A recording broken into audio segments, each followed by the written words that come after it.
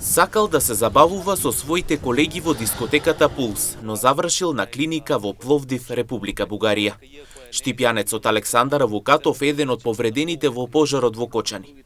Со солзи во очите раскажува за големата и страшна трагедија која се случи таму. Тој со својот бенд претходно бил на настап во кафе-бар во Кочани, а потоа по договор со пријателите заминале во дискотеката за да ги посетат своите колеги од ДНК кои настапувале во Пулс. Застанале на масата близу сцената, се поздравиле со нив и почнале да се забавуваат.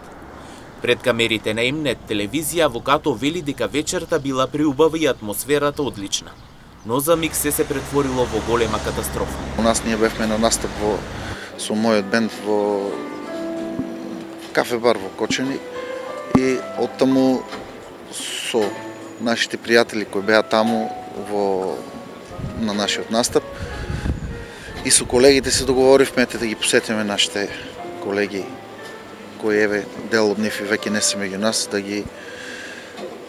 им присуствуваме на нивниот настап и ете после настап да се подружиме малку и отидовме таму и не затече најлошото се случи. Беше стварно прекрасна вечер со преубава атмосфера, со преубава енергија, меѓутоа за миг се претвори во катастрофа.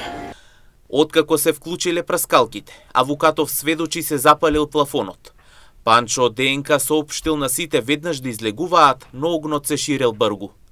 Авукатов тврди дека голем дел од гостите се заглавиле во ходникот, па затоа голем дел од нив настрадале таму. Ние откако дојдовме веднаш се сместивме до бината каде што настапува колегите, си мавнавме рака, се поздравивме со некој од нив за последен пат на голема наша жалост и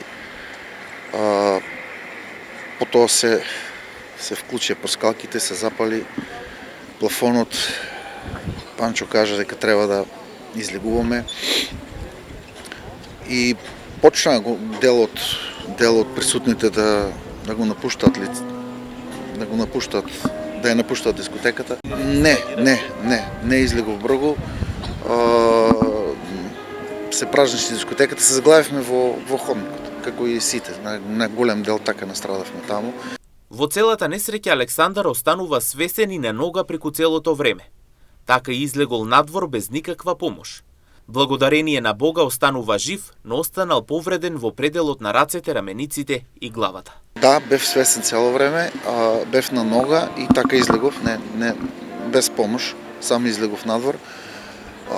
Бев доста повреден. Александар бргу бил донесен во Штипската клиничка болница и тврди дека персоналот овде реагирал бргу и дал се од себе, но за жал имало премногу повредени. Потоа бил транспортиран во Скопје, а оттаму дури во Пловдив. Таму останува околу 50 на дена, му били извршени неколку оперативни зафати, а лекарите му дале грижа како за свое дете. Да, јас прво бев од Кочани донесен во Штипската болница, моите колеги ме донесоа овде, значи се реагираше експресно брзо, значи сите, целиот персонал и овде во Штипската болница даде се од себе. Беше тоа што беше, премногу беа повредени и за жал на некој од нас можеше да се помогне, на некој за жал немаше помош. Потоа бев транспортиран во Скопје, па оттаму во Пловдив.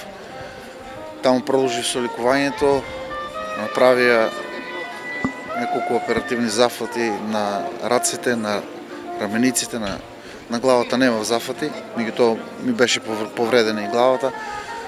Лекувањето таму одеше добро, значи грижата и негата на лекарите кои таму се грижија за нас беше фантастична. Значи се грижија буквално како за своји деца. Колку време се задржа? 50 на дена, малку помалку, така нешто 48-49 дена. Инаку на Александар, но и на останатите повредени и продолжува нивното лекување.